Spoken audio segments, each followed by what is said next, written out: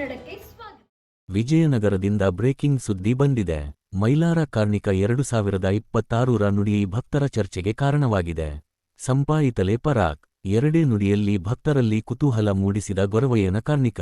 ವಿಜಯನಗರ ಜಿಲ್ಲೆಯ ಹೂವಿನಹಡಗಲಿ ತಾಲ್ಲೂಕಿನ ಮೈಲಾರದಲ್ಲಿ ರಾಜ್ಯ ಪ್ರಸಿದ್ಧ ಕಾರ್ಣಿಕ ಕಾರ್ಯಕ್ರಮ ಬುಧವಾರ ನಡೆದಿದೆ. ಡೆಂಕನ ಮರಡಿಗೆ ಆಗಮಿಸಿದ ಗೊರವಯ್ಯ ರಾಮಪ್ಪ ಇಂದು ಬೆಳಿಗ್ಗೆ ಕಾರ್ಣಿಕ ನುಡಿಸಿದ್ದಾರೆ. ಸಂಪಾಯಿತಲೆ ಪರಾಕ್ ಎಂಬ ಈ ನುಡಿ ಏನನ್ನು ಸೂಚಿಸುತ್ತದೆ? ಮಳೆ, ಬೆಳೆ, ನಾಡಿನ ಸಮೃದ್ಧಿಯ ಸಂಕೇತವೇ? ಭಕ್ತರಲ್ಲಿ ಚರ್ಚೆ ಜೋರಾಗಿದೆ. ಕಾರ್ಣಿಕ ನುಡಿ ನಂತರ ಮೈಲಾರದಲ್ಲಿ ಭಕ್ತರ ಮಹಾಪ್ರವಾಹ, ಘೋಷಣೆಗಳು, ಭಕ್ತಿ ಉಕ್ಕುತ್ತಿದೆ. ರಾಜ್ಯದ ನಾನಾ ಜಿಲ್ಲೆಗಳಿಂದ ಆಗಮಿಸಿದ ಭಕ್ತರು ಈ ಕಾರ್ಣಿಕಕ್ಕೆ ಸಾಕ್ಷಿಯಾಗಿದ್ದರು.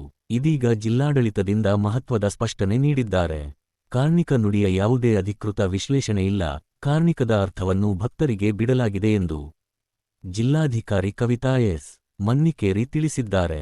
Bureau report, Vikas news Kannada.